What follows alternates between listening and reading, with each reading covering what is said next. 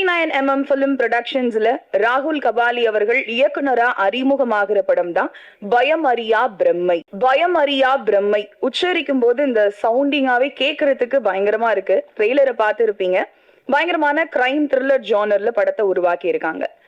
நடிகர்கள் குரு சோமசுந்தரம், ஹரிஷ் உத்தமன், ஜான் விஜய், வினோத் சாகர்னு அற்புதமான குணச்சித்திர நடிகர்கள் எல்லாரும் ஒரே ப்ராஜெக்ட்ல ஒர்க் பண்ணா அந்த படத்தோட அவுட்புட் எப்படி இருக்கும் அப்படின்றதுக்கு இந்த பயமறியா பிரம்மை ஒரு உதாரணமா இருக்கும் அப்படின்னு கண்டிப்பா நம்பலாம். ரொம்ப ப்ராமிசிங்கான ஒரு ட்ரெய்லரை பார்த்தோம். சாய் பிரியங்கா, ஜாக் ராபின், திவ்யா கணேஷ் அப்படின்னு சூப்பரான காஸ்டிங் ஒர்க். முக்கியமா கேயோட மியூசிக் படத்துக்கு கூடுதல் பலமா அமைஞ்சிருக்கு அப்படின்றதும் உண்மை. பயமறியா பிரம்மை படத்தை கேன்ஸ் ஃபெஸ்டிவல்ல ஸ்கிரீன் பண்ணியிருக்காங்க. ஏகப்பட்ட ஃபிலிம் ஃபெஸ்டிவல்ல பார்ட்டிசிபேட் பண்ணி படம் ஏகப்பட்ட அவார்ட்ஸை வின் பண்ணியிருக்கு.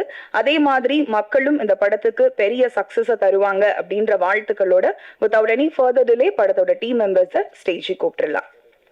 முதலாவதாக பயமறியா பிரம்மை படத்தின் இயக்குனர் ராகுல் கபாலி அவர்களை அன்போடு மேடைக்கு அழைக்கிறோம்.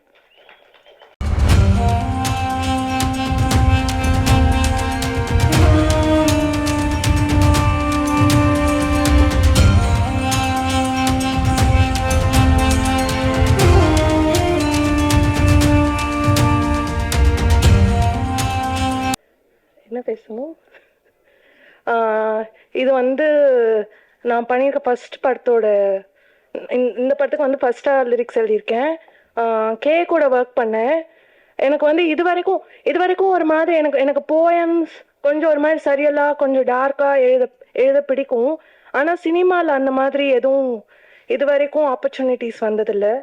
இதான் ஃபர்ஸ்ட் டைம் ராகுல் மூலமாக அவன் ஃபஸ்ட்டு வேர்டே ஒரு கொலைகாரன் கொலைய கலையா பார்க்குறான், அதுக்கு ஒரு பாட்டு வேணும்னா சத்தியமாக எழுத முடியாது அப்படின்னு. அப்புறமா ஊரில் என்னோட மாமா ஆக்சுவலி ஒரு ரவுடி. இப்போ இல்லை, அவரை கொண்டுட்டாங்க.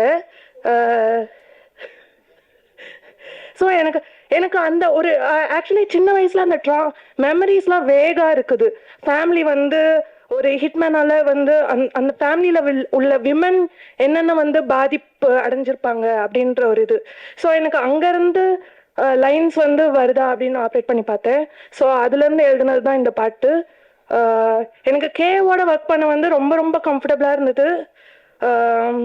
இன்னும் நிறையா இந்த டீமோட ஒர்க் பண்ணணும்னு நினைக்கிறேன்.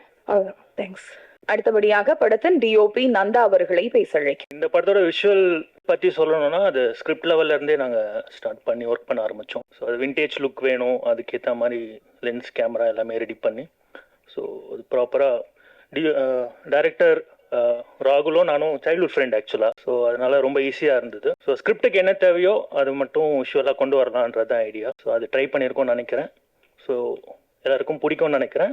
சப்போர்ட் பண்ணுங்கள். தேங்க்யூ. படத்தின் மற்றும் ஒரு சினிமோட்டோகிராஃபர் பிரவீன் அவர்களை பேச அழைக்கிறோம். அண்ட் மீடியா, தேங்க்யூ ஃபார் இத்தனை பேர் வருவாங்க, நான் எதிர்பார்க்கவே இல்லை தலை. ஓகே, பயமறியா பிரம்மை. சாரி, ஃபர்ஸ்ட் ஸ்டேஜ் அது அப்படி தான் இருக்கும். பயமறியா பிரம்மை ஸ்டார்ட் ஆனது ஆக்சுவலாக கபாலி கிட்ட நான் சைல்ட்ஹுட் ஃப்ரெண்ட் தான், 8th ஃப்ரெண்ட்ஸு. பட்ஜெட் பேசிட்டாங்க, ஒரு ஸ்கிரிப்ட் எதுன்னு சொல்லுவாங்களே, இந்த பட்ஜெட்டுக்கு இந்த ஸ்கிரிப்ட் எதுலான்னு சொல்லலாம். அந்த பட்ஜெட்டுக்கு 100 கோடி ஸ்கிரிப்ட் எடுத்துன்னு போய் கையில் கொடுப்பாரு. அதுதான் நம்ம ராகுல் கபாலி. அதனால படம் சிறப்பாக வந்திருக்கு. ஆஸ் அ டைரக்டர் இவர் பெரிய டைரக்டர் ஆகணும்னு என்னோட வாழ்த்துறேன். இந்த ஜேடி வேற பக்காவாக உட்காந்துடுறாரு. எல்லாருக்கும் நன்றி. தேங்க்யூ.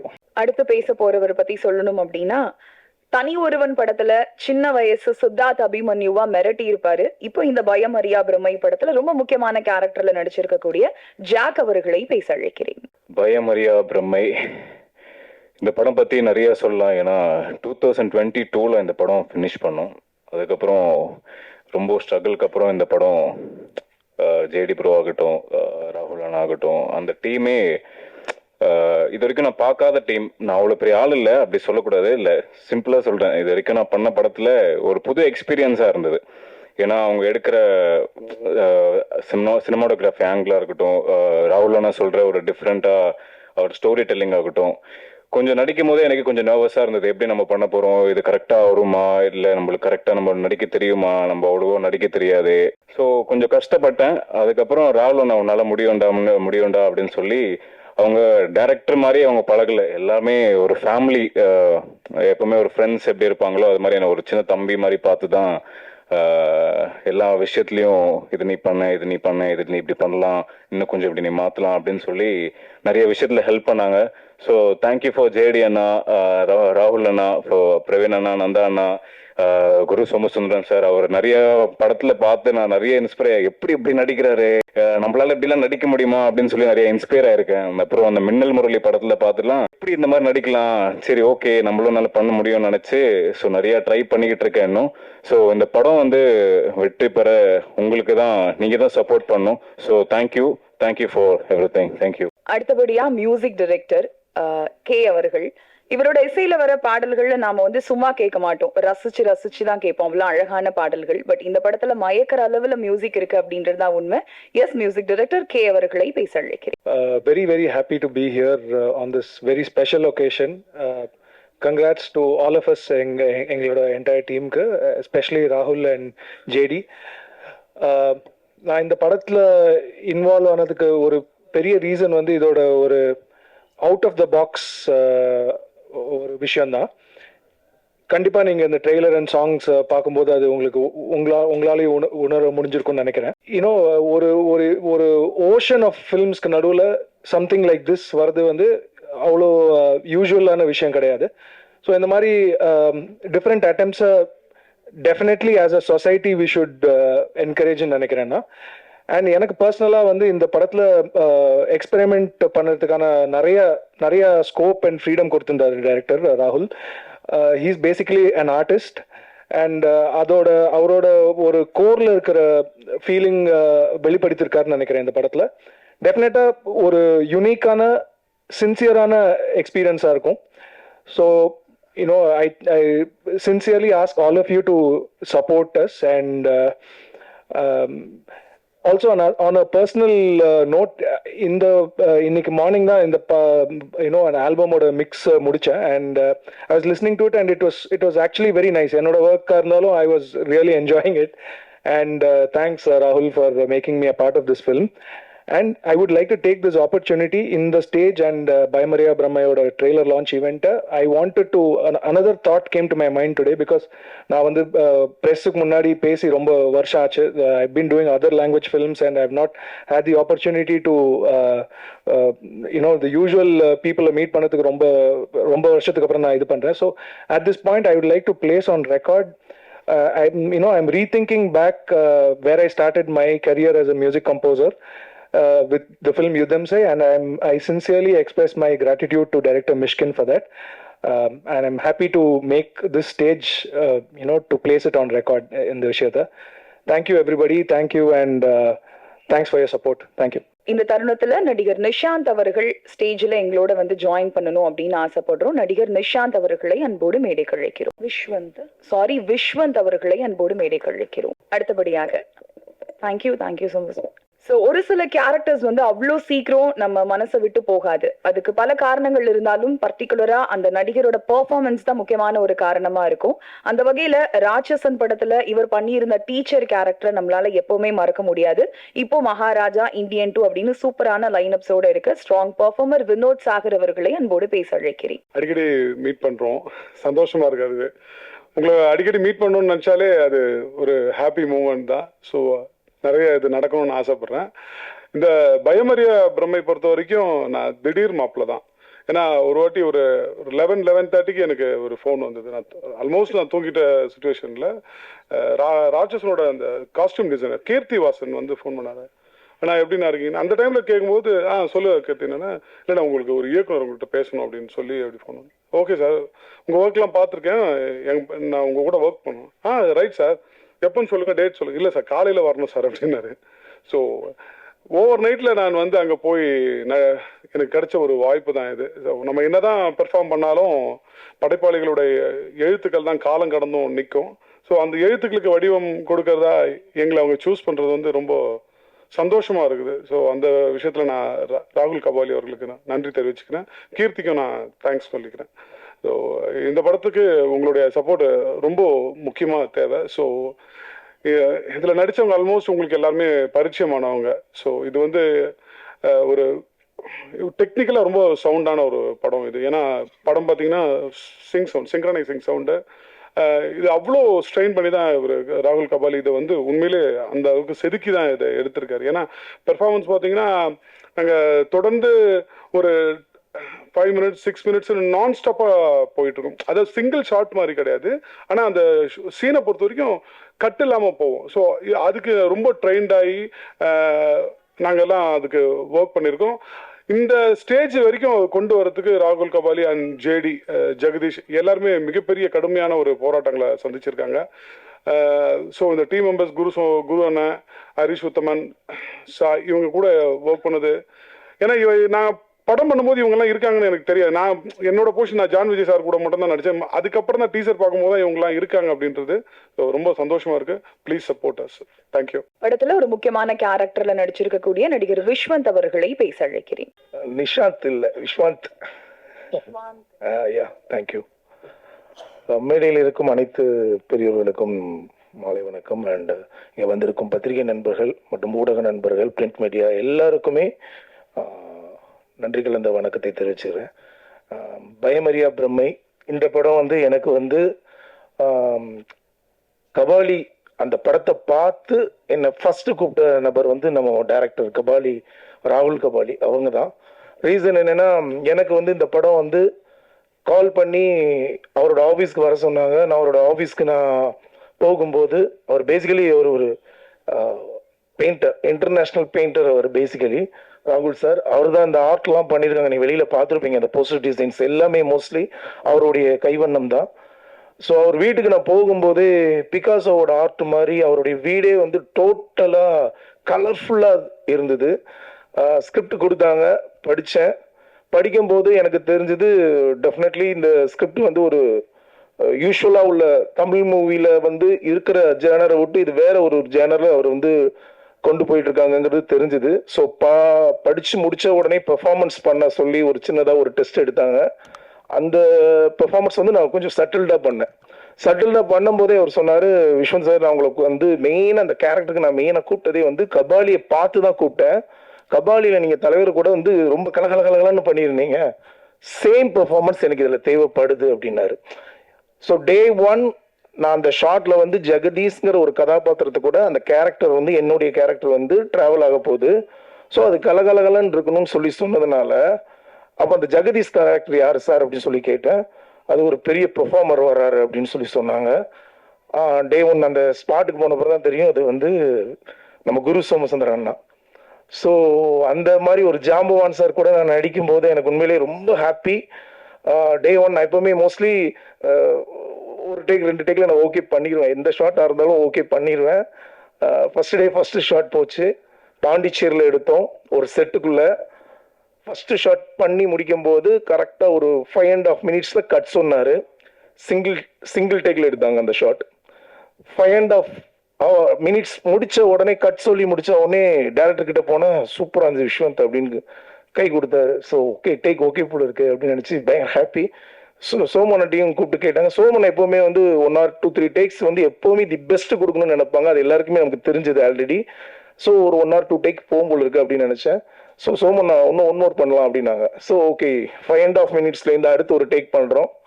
அது ஒரு 6.5 வந்துச்சு. 1 more பண்ணிக்கலாம் அப்படிங்கிற இன்னொரு பெட்டர்மெண்ட் போகிறாங்க. 8 வந்தது. அதுக்கப்புறம் 9.5 வந்தது. பிரேக் என்னன்னா லஞ்ச் பிரேக் விட்டாங்க. நான் நினைச்சேன் அந்த ஒரு ஷாட் முடிச்ச பிறகு வேற ஒரு லொகேஷன் போகிறோம் பொழுது அவ்வளோதான், அந்த சீன் முடிஞ்சுது அப்படின்னு நினைச்சேன். பட் லஞ்சுக்கு அப்புறம் மறுபடியும் ஸ்டார்ட் ஆச்சு ஷூட்டு. ஃபைனல் டேக் ஓகே ஆனது ஈவினிங் 5:45க்கு. ஒரே ஷாட்டு தான். டைமிங் வந்து 15 minutes சிங்கிள் டேக்ல பெர்ஃபார்மன்ஸ் குரு அண்ணனும் நானும் அதில் பண்ணோம். இதுக்கு மெயின் கிரெடிட்ஸ் வந்து ராகுல் கபாலி. ரீசன் என்னன்னா, அவர் ஒரு டேக்கல் லேஸ்ல ஓகே பண்ண மாட்டாரு. நான் morning 9 o'clock 9:30 first shot okay போல இருக்கு, ஹாப்பியா அடுத்த ஷாட்டுக்கு இறங்கி லொகேஷன் ஷிஃப்டிங் நினைச்சா அவருக்கு தெரிஞ்சிருக்கு இன்னைக்கு இந்த லொகேஷன் மட்டும்தான் அப்படிங்கிறது. ரொம்ப தெளிவா அந்த ஷார்ட்டை ரொம்ப வெல் ப்ரிப்பேர்டாக எடுத்தாங்க. 15 மினிட்ஸ் சிங்கிள் டேக்கில் அதை பண்ணியிருக்கோம். நீங்கள் அதை பார்க்கும்போது டெஃபினெட்லி இந்த பெர்ஃபார்மன்ஸ் வந்து தமிழ் சினிமாவில் ஒரு அடுத்த கட்டமாக இன்டர்நேஷ்னல் லெவலில் ஒரு விஷயத்த முயற்சி பண்ணியிருக்காருங்கிறது உங்கள் எல்லாருக்குமே தெரியும். அதே நேரத்தில் ராகுல் சாரை பற்றி நான் ஒரு சின்ன விஷயம் சொல்லிக்க விரும்புகிறேன். என்னென்னா பேசிக்கலி அவர் வந்து கிட்டத்தட்ட ஒரு 17 கண்ட்ரி பைக்லேயே வேர்ல்டு முழுக்க ரைடு போயிருக்கிறார். ஸோ உலகம் முழுக்க போய் நிறைய விஷயங்களை லேர்ன் பண்ண விஷயத்த இந்த படத்தில் ஒரு பெயிண்டிங்காக அழகாக எழுத்துக்களோட பண்ணியிருக்கிறாரு. இந்த மாதிரி ஒரு நல்ல படத்தில் நான் இருக்கிறது எனக்கு ரொம்ப ரொம்ப ரொம்ப ரொம்ப ஹாப்பி. அதே நேரத்தில் ஜாம்பவான் குரு நான் சிங்கிள் டேக்கில் எந்த விஷயத்தையும் லேஸில் எடுத்துக்க மாட்டாங்க.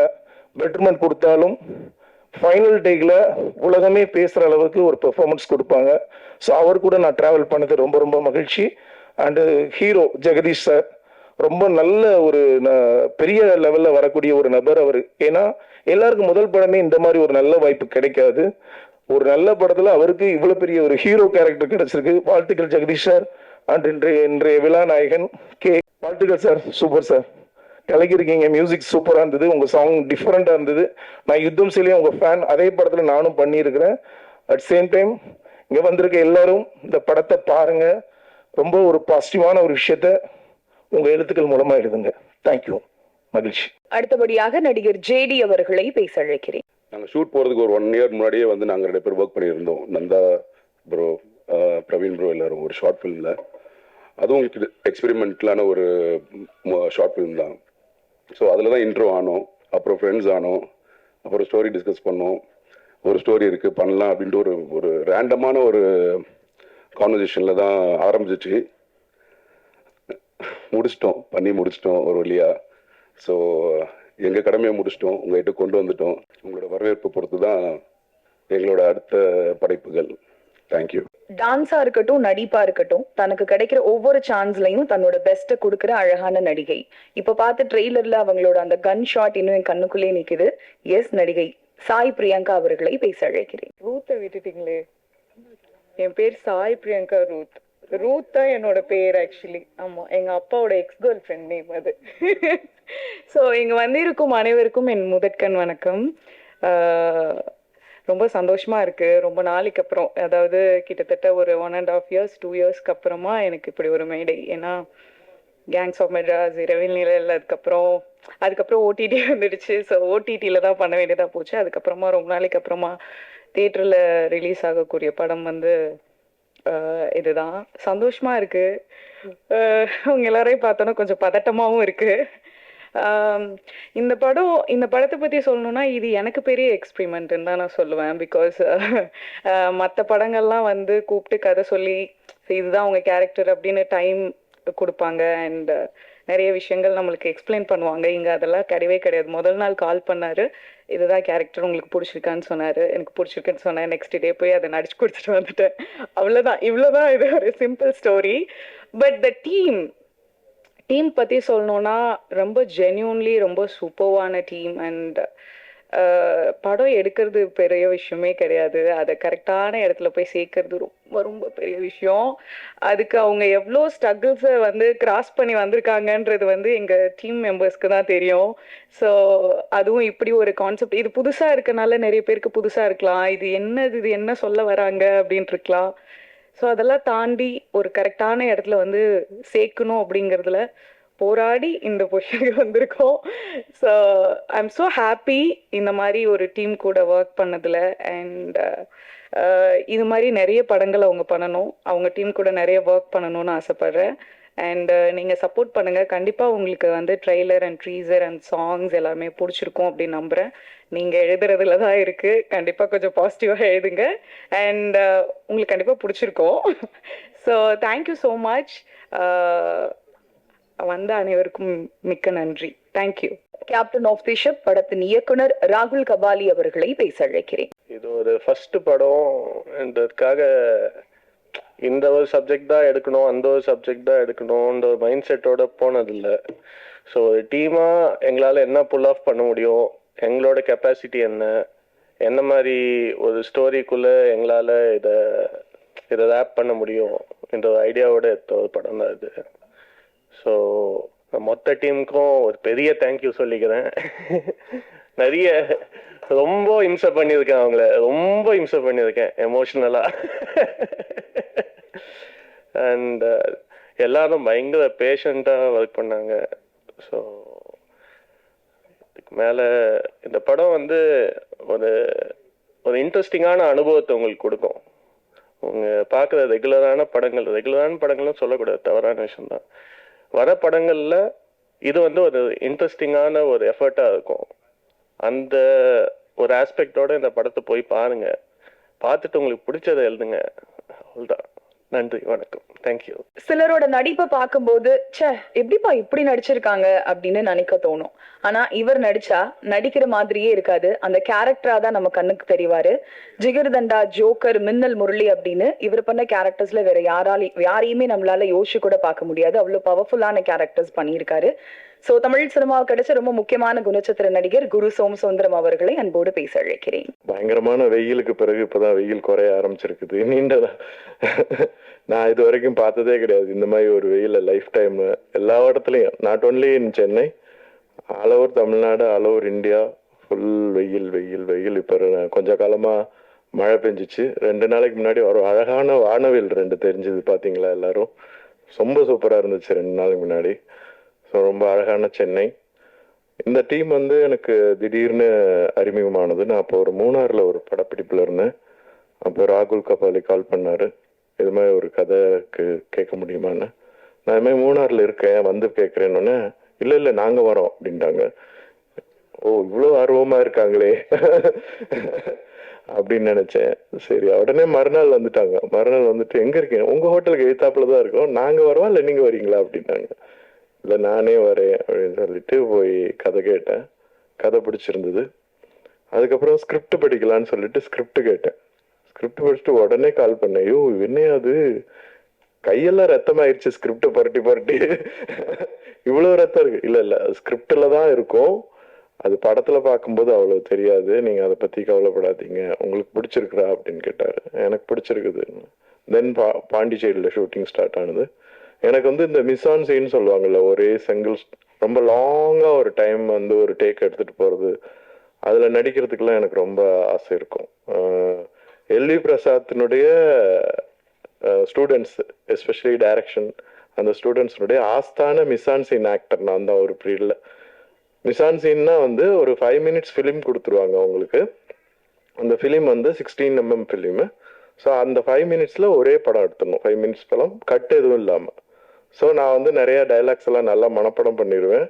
கோ ஆக்டர்ஸ் ஏதாவது மிஸ் பண்ணா கூட அவங்கள அப்படியே கூட்டி எடுத்துட்டு போயிடுவேன். ஸோ அதனால ஒரு 3 படம் மிஸ் ஆன் சீன் பண்ணேன். அப்புறம் குமார் ராஜாவுடைய நிறைய எல்லா படங்களும், அந்த பண்ண 2 படங்கள்ல அரண்யகாண்டத்துல நிறைய லாங் ஷார்ட் இருக்கும், ஒரு 2 மினிட்ஸ் 2-3 மினிட்ஸ் ஷார்ட்ஸ் எல்லாம் இருக்கும். ஸோ அது வந்து ரொம்ப எனக்கு எமோஷ்னலி அப்படியே கூட்டிட்டு போகும். அது மாதிரி படம் எடுக்கிறது வந்து ஒரு ஆடியன்ஸை வந்து கட்டி போட்டு வைக்கும்.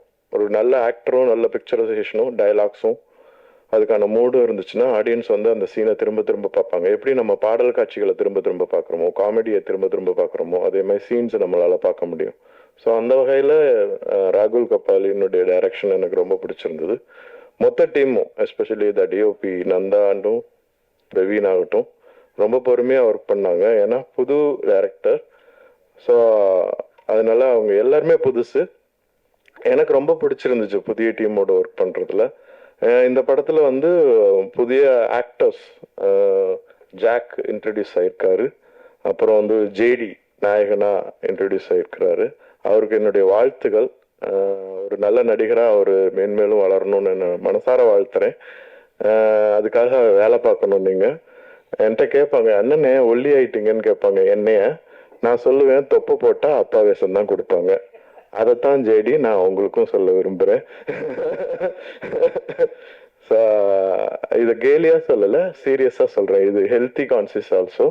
ஸோ ஜேடிக்கும் ஜாக்குக்கும் இன்ட்ரடியூஸ் ஆகிற ஆக்டர்ஸ்க்கு என்னுடைய வாழ்த்துக்கள். அப்புறம் கேனுடைய மியூசிக் ரொம்ப நல்லா இருக்கும், நல்லா இருக்குது, நீங்கள் பார்த்துருப்பீங்க.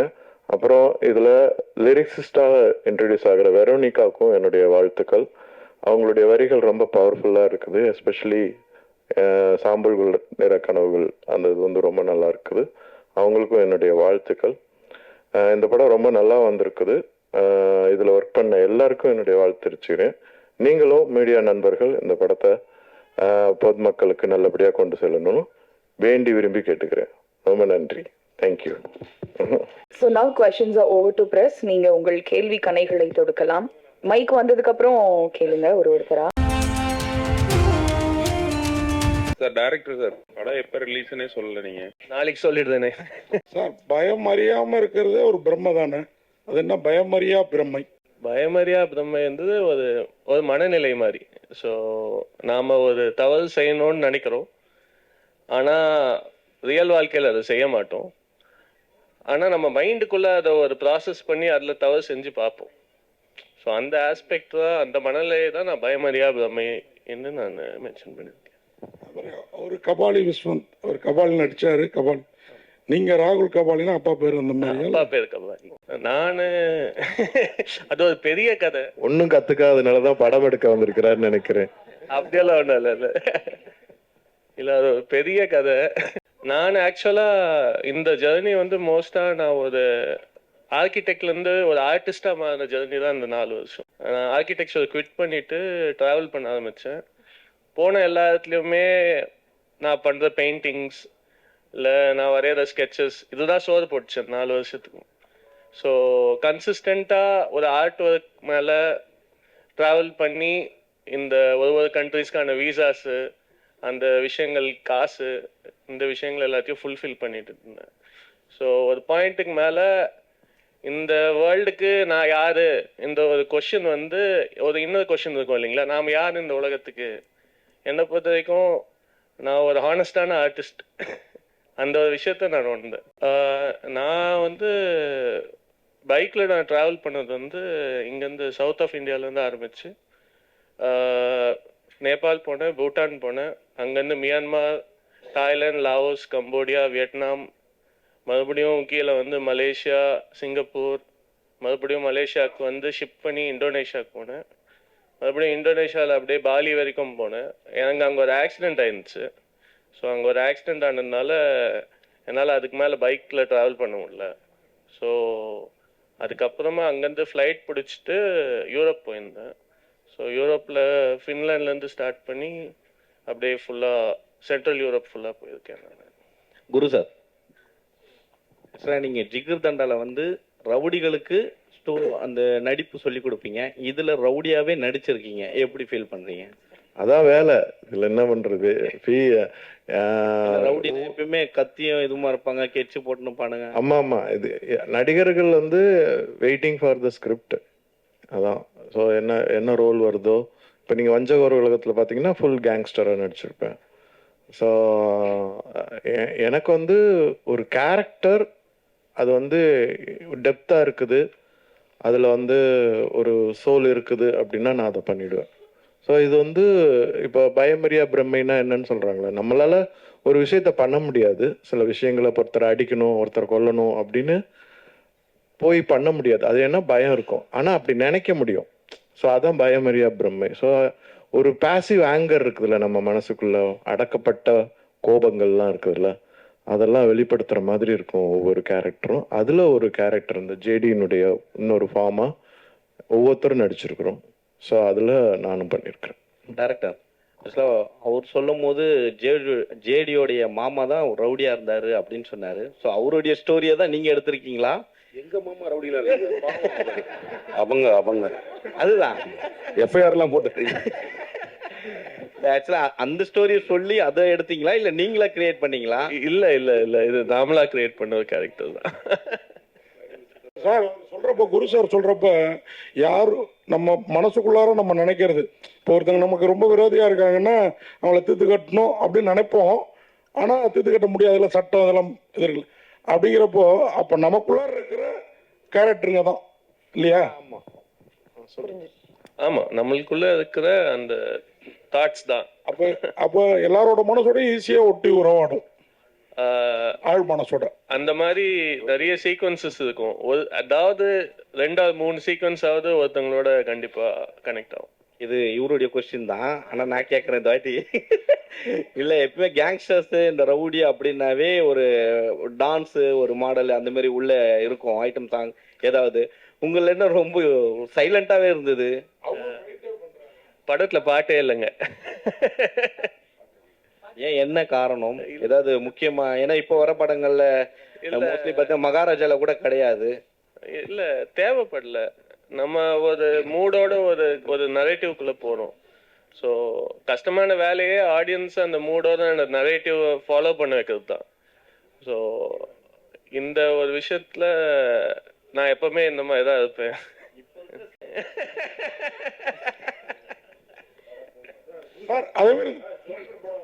இல்ல ஒரே மாதிரி படம் பண்ண முடியாது. ஆக்சுவலா எனக்கு வந்து இப்போ அது மாதிரி பண்ணணும்னு விருப்பம் இருக்குது. ஒரே மாதிரி கதைகள் ஜோக்கர் மாதிரி அந்த போராட்ட களம். நான் ஒரு ஆர்டிஸ்ட், நான் வந்து போராளி கிடையாது. ஸோ எனக்கு அதே மாதிரி கதைகள் பண்றதுல இஷ்டம் இல்லை தான். நான் அதனால தான் அந்த மாதிரி கதைகளை சூஸ் பண்ணல. ஆமாம் வந்ததுன்னா அது அதில் இன்னும் நல்ல ஸ்கிரிப்ட் வேல்யூ நல்லா இருந்ததுன்னா பண்ணியிருப்பேன். பட் அதே பேட்டர்னில் இருக்கும்போது நான் அதை பண்ண விரும்பல. அது காரணம் என்னன்னா, நான் ஒரு 10 ஆண்டுகள் வந்து ஒரு நாடகத்துறையில் இருந்திருக்கேன், கூத்துப்பற்றையில். நிறைய விஷயங்கள் கற்றுட்டு இருக்கும்போது நான் ஏன் ஒரு வடை மட்டுமே போடணும்? எனக்கு பூரி, பொங்கல், பிரியாணி எல்லாம் பண்ண தெரியும். ஸோ அதையும் சேர்த்து பண்ணலாமேன்னு வெயிட் பண்ணுறேன். தேங்க்யூ.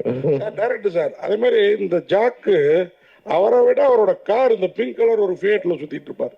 நீங்கள் தானே அது பிங்க் கலர் ஃபியேட் இல்லையா? அதை விடுங்க. அப்படின்னா இந்த படத்தில் ஒரு கார் வருது இல்லை, நீங்களும் நிறைய டிராவல் பண்ணதா சொன்னீங்க. அந்த கார் என்ன காரு? அதுவும் ஒரு கேரக்டரா படத்துல? அந்த கார் ஆக்சுவலா ஒரு கேரக்டர்னே சொல்லலாம் படத்துல. எல்லா கேரக்டரோட டிராவல் ஆகும் அந்த கார். Contest sir. இல்லை வினோத்ஜி வந்து எல்லா படங்கள்லையும் வந்து ஏதாவது ஒரு பயங்கரமான ஒரு ட்விஸ்ட்டில் வந்து கற்பழிக்கிற மாதிரி அப்யூஸ் பண்ணுற மாதிரிலாம் பண்ணுவார் வேற லெவலில். பட் இந்த படத்துல வந்து வேற மாதிரி டைரியை புரட்டி ஒரு பத்திரிகையாளர் மாதிரி உட்கார வச்சிருக்கீங்களா, என்ன காரணம்? அவர் இந்த படத்துல ஒரு ரைட்டர் தான், அது நீங்க தான் சொல்லணும். சார், இது கமர்ஷியல் படமா ஆர்ட் படமா? கமர்ஷியலா ஆர்ட் கலந்து படம். இது பாமர மக்களுக்கு போய் சேரணும். பாமர மக்கள் போய் பார்த்தாங்கன்னா அவங்களுக்கு கண்டிப்பா ஒரு இன்ட்ரெஸ்டிங்கான அனுபவத்தை கொடுக்கும். ஸோ நாம இப்பவே பிரிக்க ஆரம்பிச்சிட்டோம்னா இது பெயிண்டிங் மாரி இருக்காது, அதனால கீழே வரையும் போய் சேருமா? ஏன் பெயிண்டிங்க பாமர மக்கள் பார்க்க மாட்டாங்கன்னு நினைக்கிறீங்களா நீங்க? ரசிகர் இருக்காங்க, அதுக்குன்னு ஒரு ஜேர்னல். இப்பெல்லாம் பாமர மக்கள்லாம் இல்லைங்க. இல்ல பாமர மக்களுக்கு எல்லா அறிவு, பாமர மக்கள்னா அவங்களுக்கு எதுவுமே தெரியாதுங்கிற உணர்வை நம்ம அதுல இருந்து மாத்திக்கலாம். சொல்லல, அவங்க ரசிச்சு கமர்ஷியல்னா பார்ப்பாங்க. அது மாறிட்டு இருக்குது. இல்ல அது மாறிட்டு இருக்குது. அதுக்கு நாமளும் கொஞ்சம் ஒத்துழைப்பு செய்யணும். இந்த மாதிரி படங்களை வந்து சார் டேரக்டர் சார், இதுல வந்து பிரம்மையில இம்ம மட்டும் தலைகீழா போட்டிருக்கீங்க, அதுவே பிரம்மையா இல்ல இது காரணம் இருக்கா? ஆக்சுவலா அந்த இம்மே வராது. ஸோ அது நான் டிசைன் பிரம்மை தான். அது வந்து டிசைனுக்காகவும் அதுல ஒரு ஆஸ்பெக்ட் இருக்கு, அது நீங்க படம் பார்க்கும்போது உங்களுக்கு தெரியும். ஸோ அதுக்காக மௌனகுரு இல்ல மீட் பண்ணதில்லை நான். ஓகே, நாம வந்து இது வந்து ஒரு தீசிஸ் மாதிரி ஒரு பர்டிகுலர் சப்ஜெக்ட், ஒரு ஐடியாவை தான் டிஸ்கஸ் பண்ணியிருப்போம் படம் ஃபுல்லாகவே. எது கரெக்டு எது தவறு, இந்த ஒரு ஆஸ்பெக்ட் ஒன்று இருக்கும். அந்த ஒரு ஆஸ்பெக்ட்குள்ள போற ஒரு கான்வர்சேஷன் தான் இந்த ஒரு படம். இது வந்து என்ன மாதிரி தாக்கத்தை உருவாக்கும்னா, நீங்க பார்க்கும் போத இல்லைன்னா மக்கள் இந்த படங்களை போய் பார்க்கும் போத ஏதோ ஒன்று வித்தியாசமா பார்த்தோம்டா அந்த ஒரு ஃபீலிங் உருவாக்கும். அதுக்கான எடுத்த படம் தான். Thank you group போட்டோக்கான time